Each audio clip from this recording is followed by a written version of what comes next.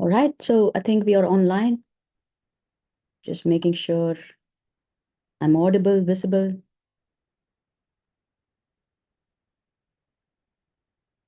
and I am live now. All Right? right, so I think we are online. There you go. Just making sure Okay. I'm audible, visible. Yes, I am online. And I am live now. All right, so I think we are online. There you go. Just making sure okay. I'm audible, visible. Yes. Okay. It just opened up everywhere, I believe.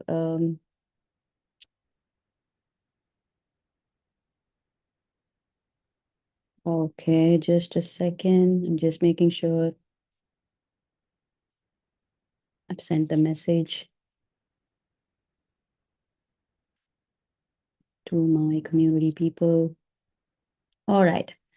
We are online and we're talking about smart decision making and how do you evaluate your risks and pros and cons in order to get a long-term decision making to lasting success. So this is an attribute for business entrepreneurs, for leadership people, or a startup person, startup founder, or naturally anybody can be a leader. Even if you're a parent, you're a natural leader. So decision making is a very critical skill, right? So it is needed even for personal life, parenting, household, um, career advancement, or even for school education, academic excellence. So we take as an average of 33,000 to 35,000 choices in a day. So it goes for the even for it stands true for a school going children, at least from mid school onwards, they are on their own, right? So they start taking decisions for their own likes and dislikes. So from there on, it just grows, the responsibility grows. So for each and every transactions in our life, at work or in community, household, even if the gravity is lesser or the intensity is lesser, the implication is lesser, at least the decision making process is ongoing, right? In essence, you need to understand how are you effectively taking that decisions. It is draining your time, energy, resources, or you're able to effectively put that decision on the table to make sure that you're saving time, energy, resources, not just for you, for other people also. Thereby, you are becoming an effective decision maker and people look for you to solve their problems. So that is how we are going to model that same thing in all dimensions. So we have been seeing decision making as a very important skill. In the last 6 7 episodes have been dedicated for that in different angle, how you can be an effective decision maker as a parent, as a leader, as a business entrepreneur, for long term success. And how do you even take that kind of a decisions? Is it a value based decisions or parenting based decision or long term impact decisions? So we have seen all that angle. And if you haven't watched that videos, please do so, so you'll be able to connect the dots. And today what we are going to be seeing is how do you evaluate um, the risk in your decision making, risk and benefits for smarter decisions, and how do you balance that logic and emotion in each transactions, so that you don't ignore any part of that data point. Okay, so it is also important to look at some model to take that, gain that inspiration, draw the juice from there, eat their brain styles, understand how it has been effective in their industry, in their expertise, and how can you model the same in your life transactions. Need not necessarily be when we are talking about Elon Musk. It doesn't mean that you have to be in their line of business to even to implement that kind of a decision making. You can always take their talents and try to see how much can you adapt it to your lifestyles as long as it gives you that necessary outcomes. So the whole question drives down to even this entire 100 days of episodes that we are looking at, driving emotional intelligence using your brain skills, right? You don't have to necessarily take everything on the surface level. I mean, take it for granted. You don't have to necessarily take, just because I'm coming and talking to you about some brain skills, you don't have to necessarily take it, right? You have to test it out whether it is serving you or not. And then you have to first of all unlearn the old ones, learn the new ones, test it out. If it is serving, you continue. If it is not, drop it and do the ones which what is working for you earlier. Okay, on that way you're again taking a decision. So that is again smarter decision for you because you see the long term of it. You not only see the short term of gains from it, you're also going to match that for long term impact. And taking a decision for long term impact doesn't actually excite you in the beginning. Take it from me, granted. That one you can take it from me because all of us have experience, right? We do certain things today because we think it's going to be benefited for tomorrow, both for ourselves and for our children or people around us, right? On that note, you just cannot expect an instant gratification. But all you can decide what validations can you take is because is it solving your problem on a day-to-day basis in order to achieve that long-term choices? That's all you can see. If that problem doesn't get solved now, maybe give it some time. Try to see whether that strategy is really working or not. Despite of doing it consistently, and then you can decide whether it's not working. Okay. But before you even try on something, you just cannot ignore the fact, it's not going to work for you. Similarly, what we have been doing is we have been ignoring if you have been a left brain, this is my left side. So if you're a left brain driven person, you have been ignoring the right brain competencies or, data point for some time in case. So if you believe there is a flaw in you or there's something not working in your life, could be possible that you're a left brain driven and you're not able to take this right path. Okay. Or maybe you're right brain driven dominantly, you're missing the left brain approach of it. Okay. So the whole idea of this series is to integrate both and tell you, hey, look, you can, first of all, even being this side, you will be able to take a note of this side. You can fuse it if you want, or make it as a standalone decision. Sometimes in life, you cannot go with emotional data point. For example, you are seated in a boardroom meeting. Of course, you'll have to consider the warmth and the people who are sitting there. You just cannot raise the temperature, make it very cold, and you expect people in the boardroom to even be there with you for the entire meeting. No, it's not going to happen. So that you need to take care of it. Rendering the courtesy and all that, making sure that people are taken care. Okay. But beyond that, you need to drive towards the logical, derivation of talking numbers, progress, reports, tracking, processes, documentation. Only that happens. Okay. But eventually, your decision making could be based on the employee's well-being or company policies or regulations, right? You need to take care of a lot of points inside the boardroom. Okay, on a logical approach. But when you come, because that is where you're going to evaluate the pros and cons and derive a particular policy in alignment with your company values and budget and everything. Okay, more of a logical approach over there, objective approach, because you need to back up with logical data. But when you come out of it, let's say you're planning for a vacation, it's a very easiest example. Okay, of course, you will take care of the budget. You will take care of the resources behind and accommodation and all that.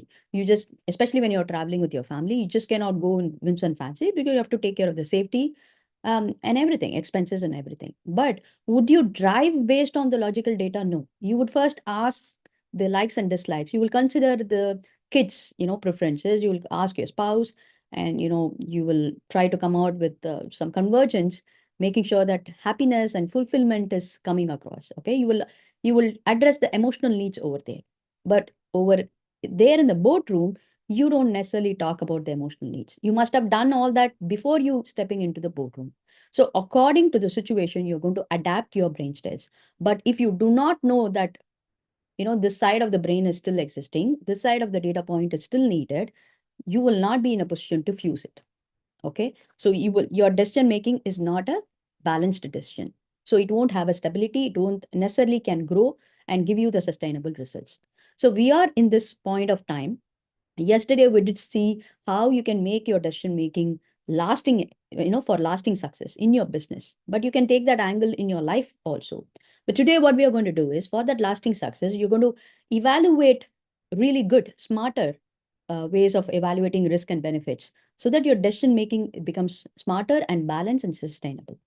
Okay, and that is why we're going to use a case study, a very smart person whom we all know, we can relate, and global figure, and who has established his success in a lot of industries that he has kept his hands on. So let's first understand What is the risk and benefit evaluation? So I'm going to share my screen and let's see what we have got for today. All right. So today is episode number 57, and we are going on the second half of the series. We've already completed the 50 episodes, and let's see what we have got for today. So we're going to, by definition, understand what is a risk and benefit evaluation, analyzing the potential risks and rewards before making decisions. Okay, ensures benefits outweigh the risk because it is very critical for you to make sure that your risks is not too much. There should be some benefit, right? Only then you can optimistically approach. For that matter, I would like to tell you a data point where, especially this case study that we are going to discuss about a personality. So people like him in the industry experts, I'm talking about people who are billionaires, tech giant, and who are leading that kind of they are movers and shakers in their respective industries, um, bringing a lot of innovations. They seem to initiate projects which for sure they know 80% is a failure. Imagine that is the level of innovation they would like to do, right? They don't want to deny the fact that they will have a success outcome. And they want to rely on the success based on the 20% opportunity that they still have to work on. The rest of the 80%, which is labeled as a failure, they will take it as an objective data point for them. They're going to build on it by evaluating risk and benefit, and by making it long term lasting success. How they will do is something that we can understand about their brain strategies, brain talents, and then we will see their approach could be validated or not. But looking at their, we are not going to validate their initiative, but we can see how much can a person even actually evaluate to an extent that based on their evaluation they know that this project will surely will be a loss. Now we are talking about a generic definition, but we can't expect that level of risk tolerance in day-to-day aspects, right? That's not needed also. Okay, they have resources to support them. It's not the CEO who is running this project. It is with the help of talent that he has, the resources that he has, he's going to drive. And of course, his own brain talents, he's going to pull in people. That's how delegation and translation happens. The vision gets translated into action. But we will see what are the ingredients needed for you to have that kind of mindset. But do we have to need that kind of mindset in our daily transactions? No. I just gave you an example where we are not only weighing the risks, the benefits over risk, but there are times where your benefits will take time. At that point of time, your shorter term will show the risk more than the benefits. But still, we'll have to make sure that we have balanced it out. But if it's going to be a loss only in your daily transactions, in your own, if you're a startup owner, you don't have to necessarily work for the loss, right? You will want to profitable. You will want to be profitable in the initial stage of time. But when you scale, when you're clear, you've settled down with certain things, when you want to venture into innovation is when you will take that amount of risk. So in generic definition, all you have to do is making sure that risk is taken care, considered, and you're going to tolerate that risk, but it should not overweigh the benefits. The benefit should be higher than the risk. So the logical brain will help you analyze and give you that necessary data to weigh that potential gains and losses also. So when your brain is denying some points, let's say your brain is not able to forecast the pitfalls or the market turndowns. It could be many things, right? It could be from your customer point of view, or the product itself is not relevant to what you're, driving at this point of time, or the market, turndowns can happen. There will be somebody who's already launched that product and doing something. You just cannot close your eyes with that. You cannot have a blind spot and then run and launch what you need to have. So it is important even before you launch, there are certain things that you have to take care. That's what we discussed in the last two previous episodes also. So that your left brain will enable you. And for your right brain, you're going to pick up emotional intuition, assessing that alignment and values and goals. That is that is your job. That's your right brain job. That is going to give you, the right brain is going to give you that insights, that intuition, that spark. Spark for creativity, spark for genius, spark for imagination, sparks for visualization. That's what is going to give you that intuition, that instincts for you to build the trust and have, get on to risk. But there is a process that you also have to do, that when you fix a goal in your mind, you have to make sure that it is aligned to the core values of a company or an association that you're working with, or for your own business. So that is why it is the starting point. Right after you have an ideation done, for you to implement, you'll have to get into an idea of defining the core values, the code of honor for your, if you have a team, you need to have a code of honor. And if you're working individually, your values has to be there. And if you see any corporates, the first thing, we all as an employee, you get oriented towards the values of the company, because that's where all the other branches are going to come. And then comes vision, and then mission statement, and then your goals, the company goals, spread it out, and it gets branched out only from the core values. So if that is the alignment between the values and the goals, then it's going to be a sustainable impact, because all the other goals that you're doing, when you work reverse, like starting from the long term, mid term, short term, annually, quarterly, monthly, weekly, daily goals, if you break it down that way, even your daily goals of an employee will be attached to the, will be directed towards that core values only. Otherwise, anyways, it will show up. Either you will not be aligned with the project deadlines, or the project will not be a successful project, because each and every employee should be driven that way. Okay, it is the leader's ability and responsibility to drive according to that. Even the leaders has to be aware of what are they, directed at. How does it all happen? Just because you are getting into leadership position, it doesn't happen, because the leader themselves grow with this. Initially, when they were an employee, they will be a process oriented person. They may not even understand what is the value and all that. That has to be told to them, right? That has to be learned. Okay. So day in and day out, they have to be grinded. They have to be communicated. They have to be translated by the leaders. And then as an employee, when they go to managerial position, that's when they are going to lead people. They will understand the importance of emotional component, because it is dealing not just with the process, you're also dealing with people, and people have emotions. And that emotion has to correlate with the company's values also. You just cannot, my emotion saying, I'm not ready to work today, I'm not working. The manager cannot just go with the whims and fancies of the employee. So it's the responsibility of the manager or a leader to bring that effect in the importance in the employee, to make them understand, first of all, address their challenges, and see if you can do something like, remote work, or give them some, day off to come back effectively, or maybe put them into a different team to have a team collaboration. There are so many things that you can do, provided you sit with that employee to have a one-on-one discussion or a self check-in, to make sure that that disengagement is brought into your notice, and you addressing that. Once you address that emotional impact, then it is easier for them to do any kind of, directions, any kind of instructions that you give them to. So you see how left brain and right brain is equally important at all stages of life. In a career, it's the same with business. Okay. In fact, for business, stake point, or so many people, stakeholders, or so many people, not just the employee, the team that you're working with, even the customer, customer touch point has to be very, very consistent and clear. Okay. Just because your customer is needing something, you just cannot go against your values that you have set. Your intention, your mission statement could be different.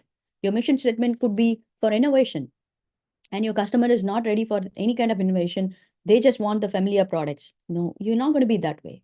Okay. If your value system is sustainable growth, you might want to reduce the carbon footages, right? Or you might want to introduce something which is going to add to the energy, the natural, what do you call, wastages reduction, or anything that suits your sustainability goal factor. But in that case, if the customer is not willing, then they may not be your customer at all. Okay, so that's how the values will drive you to take decisions. So I've done that episode number 52 or 53. So please go through that. In fact, that episode is the start of all the decision making thing that we have been discussing. So it'll be a wonderful episode.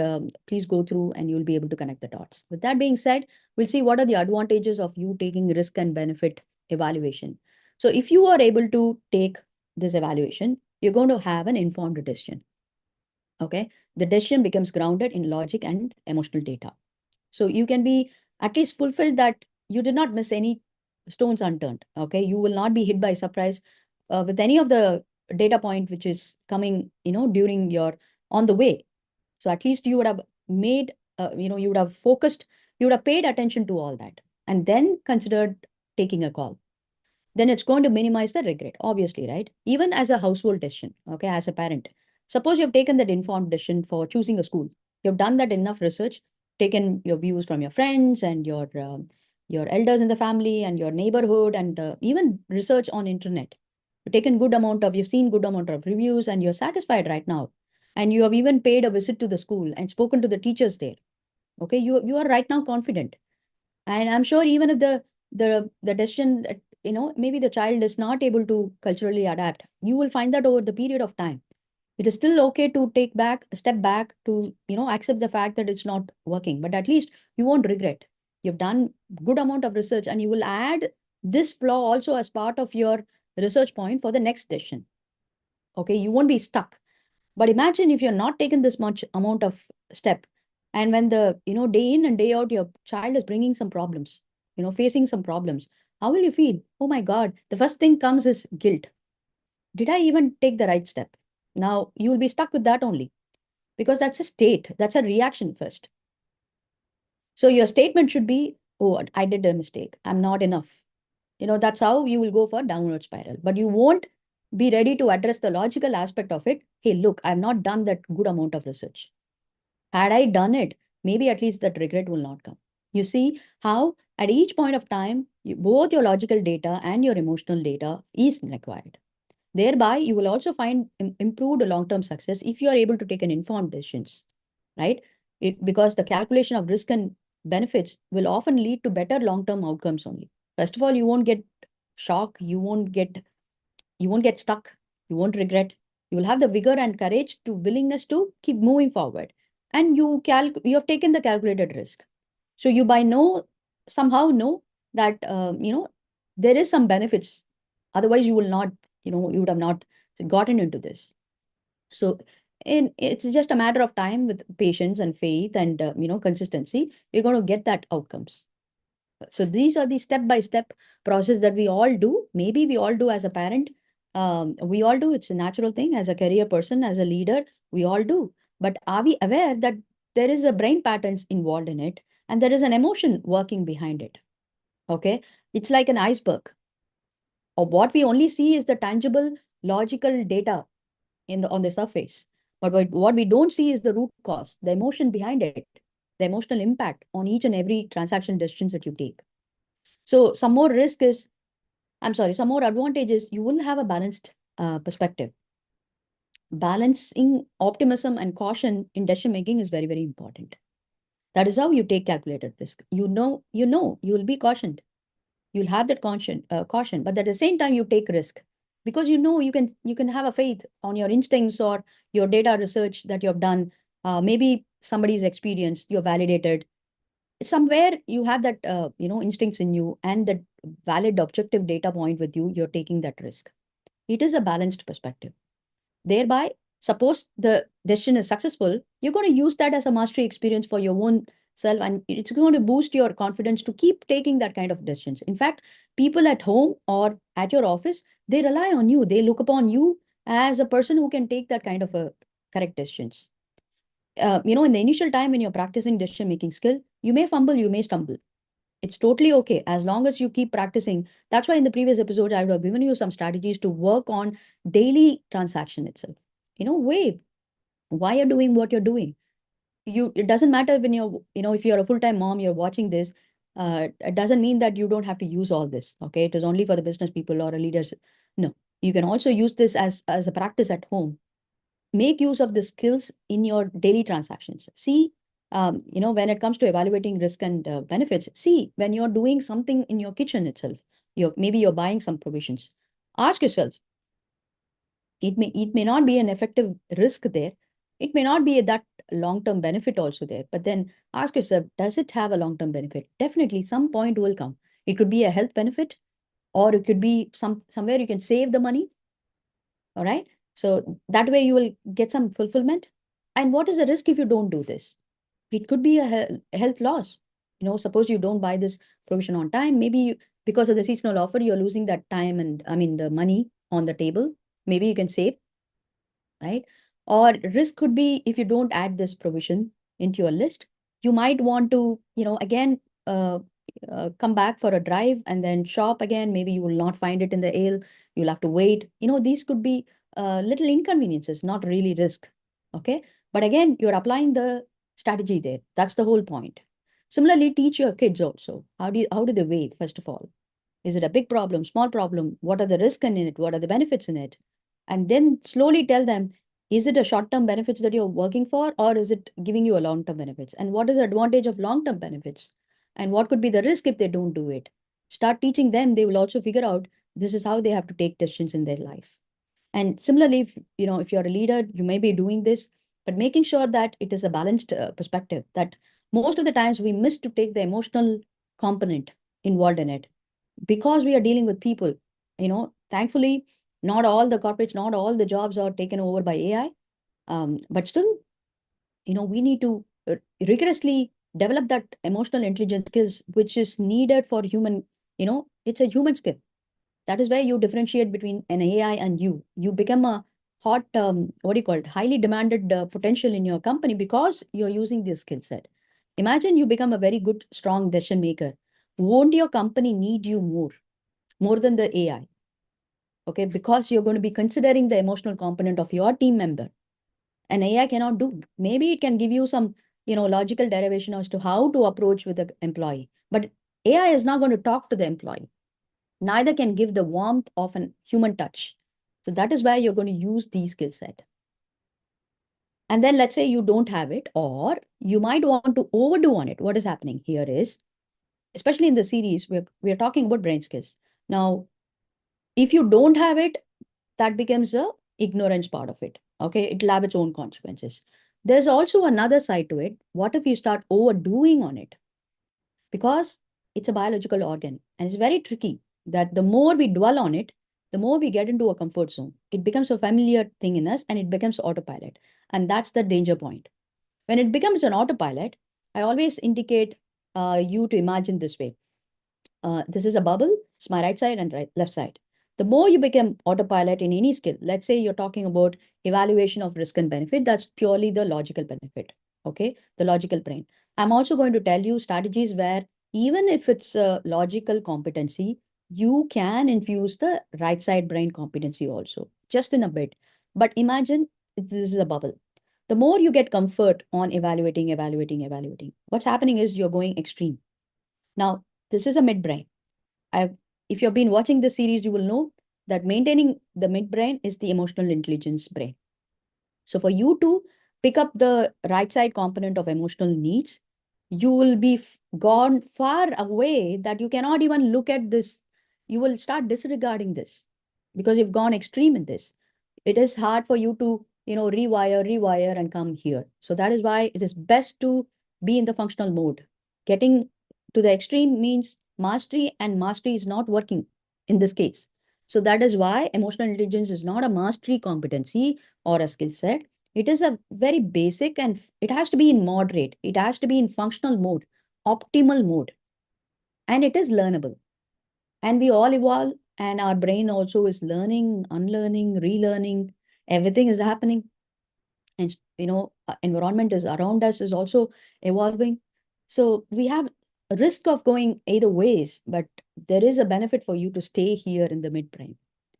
And what are the cons? I mean, disadvantage if you go overdo on it, one, it is going to take time. It can slow down the decision-making process. You won't get into action. You will keep on evaluating. Especially when it's there are too many options for you to evaluate, it will even more take time. Then you will get into analysis paralysis. This is a killer for somebody to procrastinate. It's a beginner stage. That is a beginning point for somebody to become a procrastinator. And once they become a procrastinator, they start loving it. Their body, everything is tuned to it because they get comfortable in thinking. They're not ready to act on it. Then it becomes analysis paralysis. They'll get ready ever. And then becomes bias towards safety also. The more they are extremely, driven, they get into comfort zone. That means what? They don't want to risk. That means they're more insecure. They are more driven to safety. They are averse to risk. They cannot take risk. They don't want risk. They don't want change. They don't want innovation. Their brain will not allow them. Eventually, they will be circling in the same, loop. You see how much it is, having a consequences. Then additionally, it becomes subjectivity. It becomes biased. You become more centric. You won't approach it as objectively because you're missing the emotional point of time, component. Suppose you're dealing with team, okay? The more you get comfortable, imagine the financial person, okay?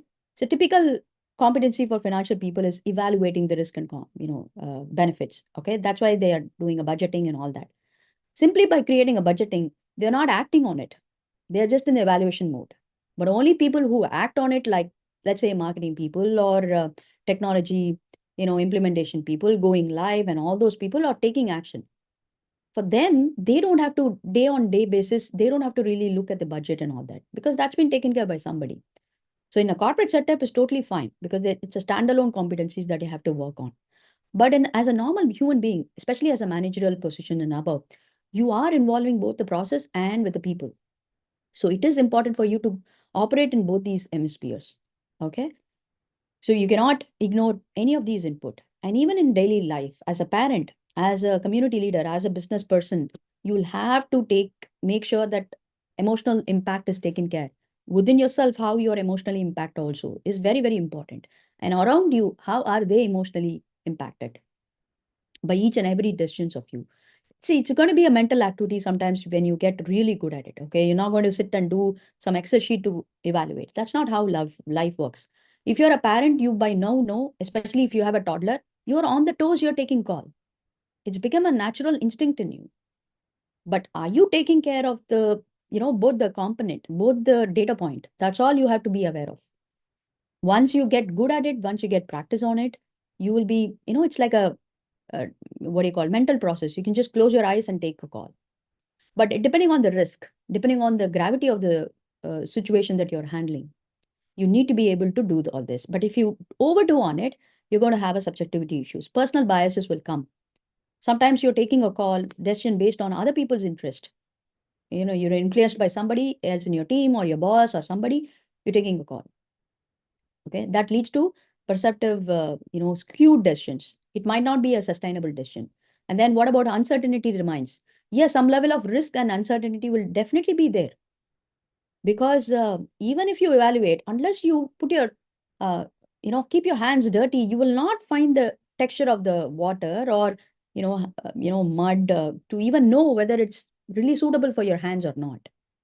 So you have to get your hands and legs dirty to, that means you have to take action to experiment whether it's serving you or not. It is not just for you, it is for when you're deciding for others, there also there has to be an action point. That becomes very difficult when somebody is extremely evaluative. Now let's ask about importance of risk and benefit evaluation. Now let's say you don't have this skill at all. You're not evaluating at all. You're just jumping impulsively. You're just taking action as it comes.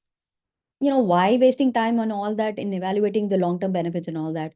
I'm just a on the flow person, on the go. I believe in God, all that theory. Okay. Now, what happens when you do that?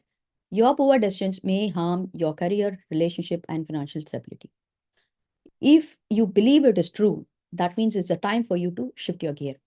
Okay. You're going to be evaluating so that it gives you a calculated, well-informed decisions, reducing the likelihood of negative outcomes. Remember, when you're dealing with decisions, most of the times we are not in isolation, right? We're not living in an island separately. We live with people. It could be a family, it could be your own working teams, business teams, or customers, or community people. Even if you're working in non-profit organization, it could be catering to anybody. It will involve people, and your decisions will affect others. So, an example, an entrepreneurial risk evaluation. What happens is neglecting that assessment. An entrepreneur tries to expand his business too quickly without evaluating risk. What will happen? The consequences will be, it'll be a financial difficulties or some business failure on a long term, or the customer mismatch, or it could be a message to product mismatch to customer mismatch. It could be anything which is lined up. Okay. So with proper evaluation, what happens is the same entrepreneur They can carefully assess the leads, whatever assessment can happen based on their data points. So whatever they have, okay? Even with the current data points that you cannot evaluate and you're impulsively taking action. Imagine an entrepreneurial, expansion. So uh, maybe relocating or expanding their branches. We impulsively, they just cannot take a call. As a business entrepreneur itself, their reliance on people dependability and process dependability is huge. Their profitability also is dependent. Okay. So there has to be a careful assessment leading to informed expansion decisions and sustainable growth. Okay. Now, example in career move. Okay. You're going to have careful evaluation. Professional assessing risk of changing jobs thoroughly makes an informed decision. Thereby, their decisions can lead to long-term career growth. Okay. Statistically, also, McKinsey company reports that consistently evaluating risk and benefits have 25% higher chances of long-term success. See, we are not going to do this mental activity of consistently evaluating, but then remember, we are not also overdoing on it. We're just going to evaluate, leave it that point, and then start taking action. And then course correcting it. You're going to reflect back. So these are the brain strategies we'll be discussing. You're going to reflect back whether it's helped you or not. That is how you can, understand the pitfalls, the flaws, and you're going to course correct. Okay. Just because you're taking an evaluation doesn't end with the decision making. It's like a cycle. There are a lot of touch points are there before it becomes a proper decision. Then who needs this? Obviously, we're talking about entrepreneurs who are risking and, a lot of things, making business expansion decisions, or even professionals deciding on career moves and investments, parents who are evaluating decisions impacting their child's future, because that's where we will connect our daily choices to long term. Individuals making significant financial or personal choices also. Right now, after pandemic, a lot of people who are thinking to do something online, do something on their own for passive incomes. Even full-time mom is venturing into a lot of initiatives, right? So thereby, for your personal growth, for your financial stability, we constantly take that, making sure that daily choices at home and everything is churning towards that long-term, benefit of making a passive income. So that's how you route it. Let's talk about where and all you can apply this evaluation of risk and benefits. First, of course, we'll talk about business expansion. As a startup, tech startup evaluating expansion into Asian market. Let's talk about it. Okay. Imagine an Asian market is diversified with a lot of culture, language difference. The food is also different and the approach is different. So there could be a lot of nitty-gritty that needs to be, calculated. Let's talk about comparing that $2 million investment cost against a projected revenue. There has to be a revenue also. So there is an investment and there is a revenue that you can pull it out. For each case, you need to understand from, let's say you're from USA and then you're trying to invest in Asian market. Okay. The first thing I would consider is the huge cultural differences. Okay, you're going to learn that language, and making sure that from US to Japan or China or Vietnamese, whatever it is, and even Indian for that matter, considering their cultural adaptation cost and local competition. These are the first two things which came in my mind that I would consider. Rest everything needs to be followed because we are talking about $1 million investment and projected revenue. Okay, so this is how you start your evaluating depending on the priority of evaluation. Okay. Then let's talk about the career choices. So in case you are a manager, okay, a mid-level manager will always consider the salary increase. Let's say there is a relocation option where a particular manager is getting a salary increase when they relocate. It comes with the different benefits. Now, the point of risk evaluation comes here is it a promotion or is it, choosing that, if you have a family, then it has its own implication. So you'll start with your evaluation that way. Okay. Or is it a promotion or a stable position? So that again, there could be your family needs or financial stability that you're looking forward, or you may have put in so much effort in that particular position that you're expecting something else out of it. Maybe it's just a question of time that you have to wait. So evaluation of risk and benefits always happens in career choices also. Okay. And then financial planning itself is typically a place where we evaluate risk and benefits, right? But in family scenarios, okay, we're going to be talking about financial planning in family scenarios. So as a parent, we're going to evaluate the risk of market instability in a case where a young family evaluating to buy a suburban house. Okay, it could be any country. Okay, so you're planning to buy a house. How would you evaluate? Is it the question of you right now on a rent and then you're buying? Okay, so you're going to start calculating the rental income, rental expenses that you pay versus the investment account, investment of the purchase of land. You start with the cost point, right? Cost metrics, and then you will end up talking about the 30-year or 40-year mortgage plan. How is it being diversified and split so that it doesn't bite you? You're not financially crunched, month after month. So you will also see the benefit. Suppose you go through this bite, okay, on a month on month, or quarterly or a yearly. Is it okay to get bitten? That is it okay to sacrifice your what do you call conveniences for now so that you will have a property owned? So this is a typical mentality, right? This is how our savings happens, right? So this is how we all plan our financial planning as well. Then the same goes with choosing a career option. I mean, the education option for your child. You're going to save towards their college. Okay, college savings is a huge thing in US, and we plan really well. It becomes one part of the financial planning itself. Okay. So when you try to save something month on month, the benefit what you're looking is to have an admission in a particular college. And from there on, the benefit still could be intangible one because it takes time. But you have to take the tangible risk right now. So that is how you evaluate. Okay. Then comes personal life. Let's talk about parenthood decision. Okay. A couple evaluating an emotional fulfillment of raising a child against a career impact. There could be many real-time scenarios, right? As a spouse, especially as a mom, you would have done a lot of sacrifice. Sometimes even a career break happens because of this emotional fulfillment to be with the child at the need of the hour. Okay. So it's a classical example.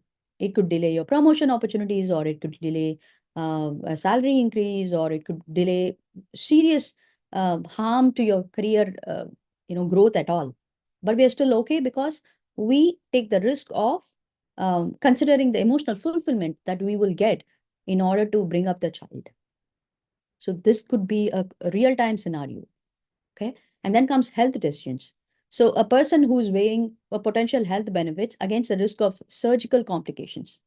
That could be really, so what could be the decision? How will you weigh it? In order to avoid the surgical thing, maybe, so we are considering an elder in the family that, bone density becomes very, very less, and making sure that their minerals, vitamins are taken care on a daily dosage. Medications can take care so that the gravity of they getting into a surgical situations can be reduced. Or it could be so that they are gearing up for hiking lifestyle. I mean, maybe some practices of going for a walk daily, getting a sunlight, doing a physical therapy, so that the gravity of they getting into surgical mode could be reduced, may not be actually stopped, but at least can be reduced. So these are preventive measures. And why do you take that measure? Because you want to take care of the long-term benefits of it. So you're weighing the benefits over the risk. Risk is nothing but your effort here. Okay. Of course, it's a risk when it comes to health. We don't want to risk it. That is why we take preventive actions. Okay, let's talk about five strategies using your left brain, right brain, and both brains. How do you approach all this in your life? Okay, what strategies you're going to use? Most of them you're known of it. I'm just going to skim through it. Okay, so the first one is listing the pros and cons. Okay, that's a purely left brain. What you're going to do is write down options. You're going to create a comprehensive list of potential risk and rewards that you get from each choices. It's okay if you're a just a full-time mom or a career professional or a business person, whoever needs this critical skill. Either ways, you're just going to list it down because it's as a practice, you're going to bring this in your daily transactions.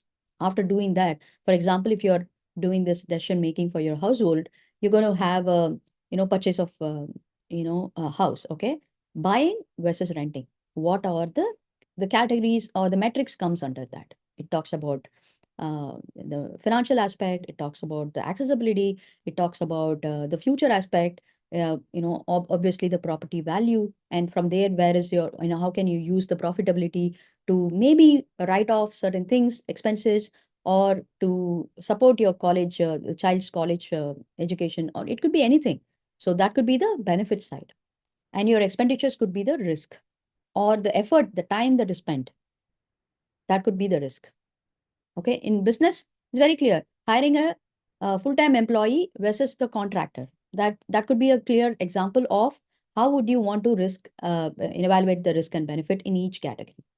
Because hiring a full-time employee has its own risk and benefits versus the contractor. Now you're getting a clear view, right? For that, what you will do is you're going to analyze trade-off between different options by comparing their impact. Okay. So if it's in a household, okay, higher mortgage, monthly mortgage versus the equity thing. We all look for equity thing, right? Because equity takes a long time, but it has a long profitability measure. But you'll have to wait for some time. But if it's going to be a mutual fund, SIP, and all that can be instantly liquefied within a short span. But do you need it? Does it satisfy your goals? Is something that you will have a clear view if you start listing the pros and cons. Okay. So this way, you will also be able to consider, and it will give you a clear picture. Then comes analyzing the data. Once you have the picture, you're going to analyze that by using some research point. You have done this research, okay? You just listed down. What you're going to do is you're going to assess this profitability and impact of each risk and benefit using reliable data. As an household, you're going to analyze if you're admitting your child into daycare. So what are the points you would have listed, and how would you analyze that, research that point? You would definitely go and ask people around. You will take a review, and typically it's like, as a parent, we'll have to make sure the safety of the kid.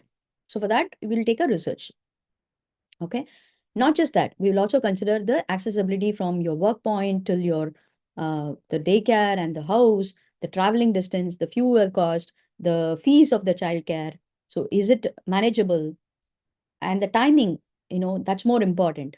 Can you afford making sure that there is a backup plan? All that will come when you have the list ready with you and you start analyzing on each and every data. That is how you're going to make an informed decisions. Because grounding your choices with verifiable statistics like this, and with some experts' insights. Experts' insights could be coming from your research point. It could be a physical, you're asking your friend, or you're reading some review there, or you're going there to present, have a look at it by your own self. Sometimes we will not have support from others. You just have to go with your instincts, but then you will validate based on your inputs that you have taken through your eyes, through your ears, and through your experience sometimes. Okay. So that way you're going to analyze the data, and then you're also going to consider the emotional impact. This is a very key thing that we all forget. Very, very important thing when you take a decision. Okay. How are you feeling towards that? Let me talk to you about it. You're going to assess the feelings. Okay. Consider the emotional weight of each choice. If it's an household, parents evaluating the anxiety levels about returning to work versus staying home with a newborn, right? That's that young couple after taken, especially the spouse, the mother who has taken the career break. So what they will look at the factor is, it happened with me. That's why this example. So right after I took a break for my pregnancy, and close to about 4 months is when I went, and it had its own impact on me because the feeding time got reduced, and I couldn't, make that infrastructure for the feeding can happen. Because of which I was emotionally impacted, right? And I didn't know, I was not aware of it. I couldn't identify the patterns that it is pulling me down. Okay, that had its own cascading effect. So similarly, as a business entrepreneur, you will have to assess the stress tolerance that you are taking in order to bring this, evaluation in action. So you will have to, is it really worth it? You'll have to go back to your values. So if you drive your values, so when you arrive at your values itself, you have to make sure that emotional impact is there in your value system. You just cannot go, okay, just because there's a business needed, you just cannot go attach some values needed for the business. You are the business. Is it even converging with your personal values? Now, if that is so, then it is easier for you to go back to your values because it has a fusion of both personal and business. You're just going to align it and make sure wherever is the pitfalls, you're going to adjust the course of action. You're not going to change the goal, but you're going to adjust the route. There could be many routes that you can take to arrive at the goal. Okay. I mean, beautifully said. The second point is also aligning with values because how choices, evaluate how choices are reflecting your core principles and long-term vision. Very, very important. Are you doing this for now? Many of us do this as a mom. Even in my case, when I went for the office, I told myself, okay, I'm doing the sacrifice because it's a long term. But then it hit me so hard that I couldn't take it on. I had to literally, I continued to do that for 1 year, 2 year. But, I thought, okay, the days are passed on. But the regret is still there in me. It has impacted. I cannot deny it. Had I done something if I'm aware, if I was aware, maybe I could have, in my case, I've searched for all the other options. Okay. From the time when I went back to office, did all my research, making sure that I had tried all the other alternatives and then only quit. In fact, before I quit my job, it took me 2 years. In fact, I was on the resignation for 1 year. Neither the company left me nor I could leave because I thought, okay, these daily sacrifice could lead me to, of course, I was stuck with my values. But little did I know, somewhere I got misaligned and I didn't choose the right route, which had the emotional impact. So I really have to go back and make sure that any decisions right now, from the day one, I'll have to be very clear on the emotional impact also. So, and then trust your intuition sometimes. Okay. Balancing data with emotional intelligence is very, very important. Um, I was in my case, I was impacted, but I did not lose my cool or I could, resilient. I could be resilient. I could take it on. But there is a threshold, right? That I realized. Okay. I was going past the threshold. That is when I was losing my control. That's when I was not emotionally intelligent. So for me, the awareness or the lessons, the wisdom that I gained is the moment I realized initially itself when I want to decide something, I also have to take care of the emotional impact. Am I happy doing this? So that itself will prevent all the necessary later impact. But even despite of it, sometimes you cannot be, really cool with everything. Sometimes you have to take that risk. But in the process, you'll have to keep checking, yourself, your emotional well-being, and people around you also. Is it gulping the emotional well-being of other people and then working towards profitability? No, that's not the route we want to take it. Maybe we want to pause it. That is why I took a career break. I want to give a pause. I didn't want to stop. I chose the different route of becoming a digital entrepreneur. I'm still working, but I chose it different because I can enjoy and I don't have a regret. So this is being emotional intelligence, but it took me time. But right now, after learning about emotional intelligence, after learning about brain styles, I won't do this mistake of making a mistake and waiting and regretting. Instead, in the beginning itself, I'll make that kind of an alternative or contingency plans or anything which will be an emotionally intelligent decision. Okay. Then we're going to seek inputs. That's going to be your right brain uh, thing because you're going to consult, you're going to approach other person, okay, for getting different perspectives from their experiences and their potential risk and rewards that they have experienced. So if it's a household parenting, parents consulting pediatricians and educators about child development milestones, it's very normal, right?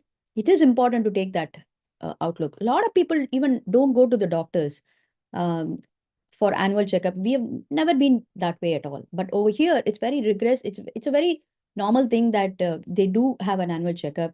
The consultation with the doctor, pediatrician definitely helps whether we are in the right direction or not. And then in life, in many other things, especially in financial planning, it's best to have an advisor because we wouldn't know the expert perspective at all.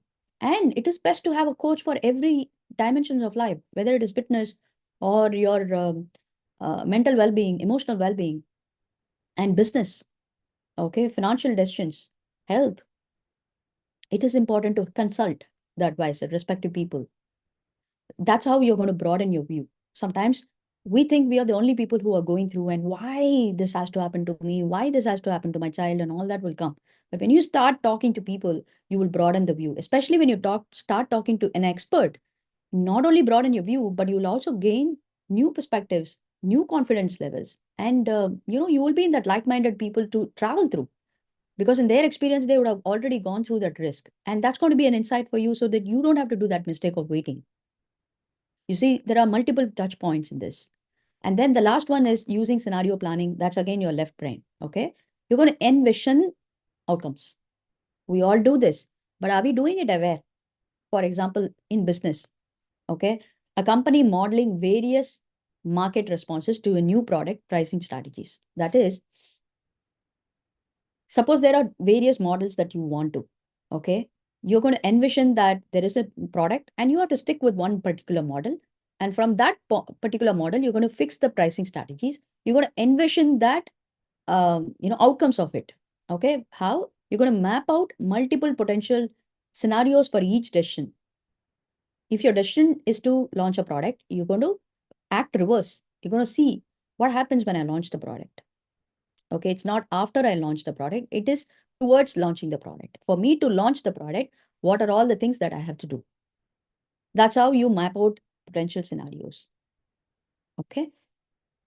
Then comes understanding the implications. You're going to analyze the ripple effects of each scenario. So when you envision the outcomes, you're going to work from now till the product launch. Okay, what will be the outcome? But next one is understanding the implications. What will happen if I do it? And what will happen if I don't do it? So you're going to understand the ripple effects of each scenario to the parties involved also. So process and people and social connections also, emotional well-being, everything has to be taken care. So, for example, a business startup assessing how different funding options can impact their growth trajectory and company culture. If you keep on diversifying the funding options, you will become bankrupt because of the ability of not paying back.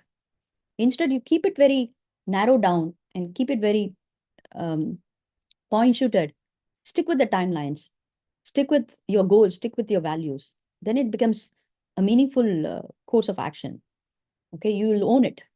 And then you're going to test assumptions. So the first is envisioning the outcomes, and then the the implications of it, ripple effect. And then you're going to test assumptions. Without you testing it, you will, that will still be assumption only. You will evaluate only. It'll be a dream only. It will never become a vision, because vision comes with an action. A tech startup runs three financial projections to their product launch. Okay, the conservative approach of 6 months break even, realistic approach of 3 month break even, and optimistic approach of immediate profitability. Okay, so this is helping them set appropriate cash reserves and marketing budgets. As a business entrepreneur, learning all this is also helpful for me. Imagine a company having a conservative break even, giving good amount of time, that is 6 months to 1 year. And then realistic, it can still happen based on the resources that you have. If you don't have, then you're going to work on the reverse. Then you will see the need of working towards something. But if you are not able to envision that, you will not get all these assumption metrics. All right, super. Then lastly, I'm going to talk about Elon Musk. We all know that he is one of the classical example of risk taking. And, he's a prominent entrepreneur who has invested his time and effort. I mean, he's an hands-on person when it comes to founding and leading several high-profile technology companies. So initially he started, I think Elon Musk, I came to know about him when he was leading PayPal. Okay, so when I was working in corporates, PayPal is where I know about this person co-founded. And then he switched to SpaceX. Okay, he got the SpaceX right now is very profitable and prominent, but it all started in 2002, which is close to about 22 years of effort to see some long-term success. Okay, so, and then then he joins Tesla in 2004. From there on, now he's become a renowned owner of Tesla has become a renowned owner for electric vehicles at all, for using battery storage services and all that. It became a pioneer for there are right now even two-wheeler becoming electrical vehicles, but it all started with off some point, right? And then his other ventures like the boring company that he has, which is a tunnel construction, and he is also co-founded Neuralink. Neuralink is developing a computer, the brain-computer interface with technology where he's dealing with a lot of AI-driven companies also. In fact, he co-founded uh, OpenAI source. And right now, he's also investing in an artificial intelligence company standalone. You see how is, of course, recently he has been involved in political, outfare. So his influence on politics, wealth milestone or AI initiatives, bold initiatives, he is also working towards accessing the mask, the aerial, travel to mankind. Imagine the amount of expansion that he has done. So I was intrigued to understand his mindset and his brain skill. So that is where his this talking about his brain skills all happened. And when I did a case study, I could understand that his visionary risk taking. He is a visionary as well as a risk taker. Musk balanced financial risks with that of potential innovation in electrical vehicles, for that matter. And he also picks up the data-driven decisions. He just doesn't go and impulsively buy or do something. He uses market data to understand the demand before launching Tesla vehicles, for that matter. So he has been collecting all the data and been doing the data-driven. In the previous episode, we also saw Amazon and Apple are relying huge on their data backed based on their customer data point, interface data point, and the market trends, future trends, their pitfalls. Everything is a data point. In fact, customer insights also, right? So Elon Musk as a brain talents, I am seeing that visionary thinking as a talent is helped him with a bold vision to allow him to take risk others might avoid. That is why he's into different, we cannot even imagine having that rocket. Usually the rocket just falls down in the sea, right? After, hitting the space and coming and landing on the earth, it usually falls in the sea and they direct it so that it doesn't harm the land people. But right now he's building something that is getting the rocket for landing right in the mother wing. Okay. So why would somebody do? Because to avoid the damages caused on the sea. Okay. And also there is a lot of investment done, maybe some loss of data when it is landing on the sea. So all these are all sustainable long-term benefits for which he has a vision. He's able to see the scenario planning, outcomes, implications, and the long-term benefits. Okay. And also calculated risk taking, present, being in the present scenario to say that, whatever his investment is there, can I, you know, put some investment in that risk? That's a calculated risk. So he's going to use the data and then jump into action, very calculated, making sure that he's not at loss. So evaluating risk leading to major innovations in multiple industries also. Imagine 2002, he invested in SpaceX. Right now it's shaping up. And then Tesla. Right now it's shaping up, it's building its traction. So, and then creatively problem solving also, focusing on solutions to overcome production delays and financial hurdles. There could be so many things going on in their industry, but their talents and strategies are same. Okay. It was fun for me to eat their brain styles to understand how we can adapt. As a mom, as a digital entrepreneur, in my profile, how can I, use that mindset or use that brain skills to see their angle of solving problems into my daily transactions. If I'm able to see through that, at least get that mindset shift, that is a good win for me. Similarly, if you have questions like, how are you listing out your pros and cons? Are you even doing it for a daily transactions? How are you analyzing your data point? Whether it could be a data point talking to your child, you will understand their needs. To your spouse or within yourself, you might want your own wants and needs. Or if you're a person leading a high stake professional, are you considering the emotional impact of people around you, yourself? Are you really happy doing certain things? Are you energetic? What does your energy level says? What does your focus level says? Right? At the same time, your client, stakeholders, how are they approaching this? Is it objectively approached? All these are data and you'll have to analyze that. And emotional consideration has to be given. How well do you consider the emotional impact of your decision taken? So how well do you even reflect on it? Do you fix the pitfalls for the next decision making? How continuously are you able to, take that decisions, and how are you successful? Is it a success matrix for the people around you? How do you see how people see your decisions? So if you have all these questions, I have a gift for you. In fact, it's a tool again for you to make use of this. All you have to do is I'm going to give you a brain skills workshop, of course, for you to go deepen into understanding your brain styles, so that you can not only learn this particular talent. It is also something that I'm going to be talking about 18 brain talents using the AI driven reports. Okay, we're going to be concretely dealing with data points. It's no more theory. So it's a invite for women only. It'll be a fun, interesting, a very fresh perspective to learn emotional intelligence. And of course, I'm giving EQ quiz bundles. It's out there as a link in the descriptions. Click there. I'm going to be preparing for 100 episodes that I'm traveling with you in this series. For all these episodes, you will have a self-assessment questionnaire. Okay, that will give you some idea about what is your current skills and where do you want to go. Along with that, I have so many other free resources also for you to make use of it. Please do that, because for you to take every decisions, making it successful, it carries a risk.